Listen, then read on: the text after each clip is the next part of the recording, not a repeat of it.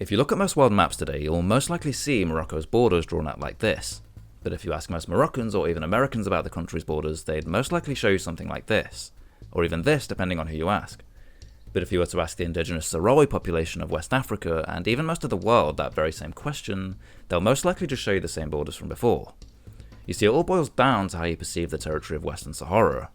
A sizable piece of land separating the vast and rugged expanse of the Sahara deserts from the Atlantic Ocean. And it's been the subject of a long and mostly forgotten war between the Moroccans and its indigenous Sahrawi population. Let me explain. You see, Morocco used to be a colony of France until it gained independence from Paris in 1956, whilst the territory of Western Sahara to the south remained a colony of Spain until the Spaniards left in 1975, after signing what's now known as the Madrid Accords with both Morocco and Mauritania, another former colony of France in West Africa. In doing so, the control of Western Sahara was divided between Morocco, who quickly annexed the northern two-thirds, and Mauritania, who then took the southern third. The Accords, however, were never actually recognised by the United Nations, meaning that they were effectively illegal by international law. And in signing them, all three countries violated the 1975 ruling by the International Court of Justice, which said that neither Morocco nor Mauritania could claim sovereignty over Western Sahara. But this didn't stop them though, and Moroccan and Mauritanian presence in the region angered the indigenous Sahrawi population, who, as you've probably guessed, responded with their own attacks against their perceived occupiers. In retaliation to the attacks, the Moroccan army targeted and bombed Sahrawi refugee camps along the territory's eastern border, forcing many of them to flee into neighbouring Algeria, where many of them can still be found today. A year later, in 1976, a Sahrawi nationalist and liberation movement called the Polisario Front, who had also been forced into exile in Algeria, declared the establishment of a new and independent state, which would be called the Sahrawi Arab Democratic Republic, or SADR. After 3 years of violence following the declaration of the new state, Mauritania signed a peace treaty with the Polisario, which meant withdrawing all their troops from the territory and even formally recognising the SADR as an independent country. But before any plans could be made on what would happen with the land that the Mauritanians had left, Morocco quickly stepped in and took it. And to cement their presence here, they began constructing what's effectively become the largest active military wall in the world today, a wall known as the Berm. A heavily mined sand wall stretching across nearly 3,000 kilometres of empty Saharan deserts. The Berm basically separates the Moroccan part of the territory from the part controlled by the rebels, and has pretty much led to a tense stalemate between the two sides ever since construction finished in the late 1980s. By the time a ceasefire was announced in 1991, Morocco had asserted its control over more than 80% of Western Sahara in its western portion along the Atlantic Ocean. And during the same year, the UN declared a referendum to be held to determine the fate of the former Spanish colony. The referendum, as you may have guessed, never actually happened, because of Moroccan objections surrounding who was actually allowed to vote. And for the 30 years that followed, nothing really happened.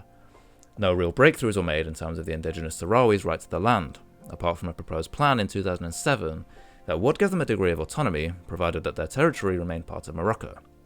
Unsurprisingly, this didn't really go anywhere either, and the conflict essentially remained frozen for another decade until 2020, when violence broke out between the Moroccans and Sahrawi protesters, near the coastal town of Guerguerat.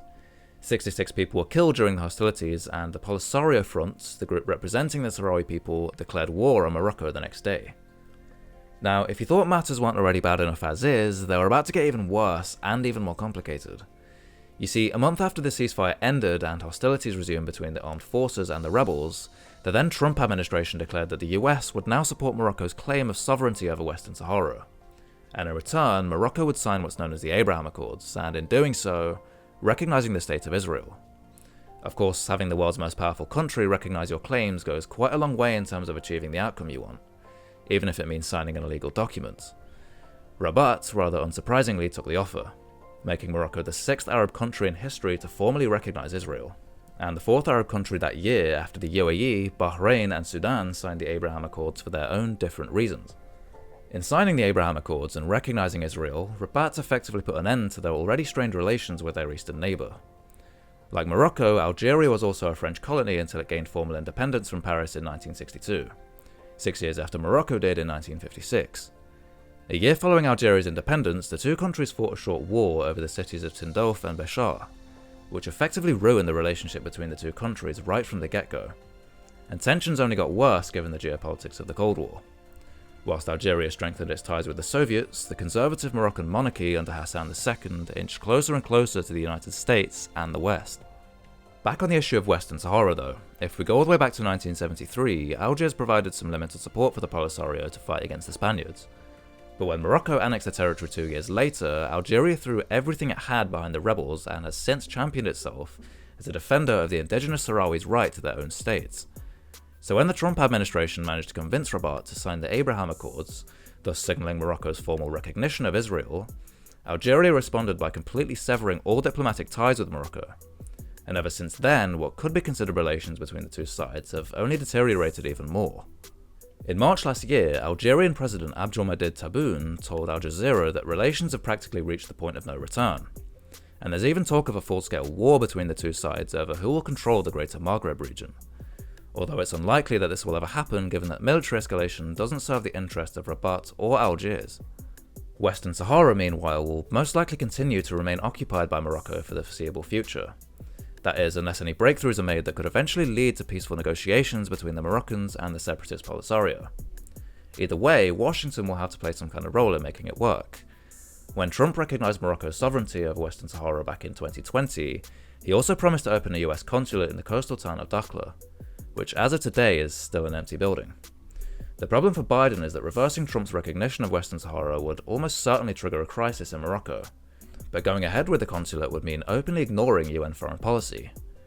The US instead, and somewhat understandably, chose to basically do nothing, except supply weapons to the Moroccan army here and there whilst trying to get a little closer to Algeria.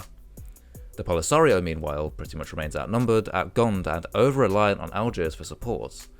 And given the effectiveness of the berm, rebels on the ground have struggled to make any headway against their long-time adversary in Rabat, and this probably won't change either. I hope you managed to learn a thing or two from this video. A lot of effort goes into making them, and if you haven't yet subscribed, now would be a good time to do so. Don't forget to also hit the notification bell so you don't miss out on any future content. As always, thank you so much for watching, and I will see you in the next one.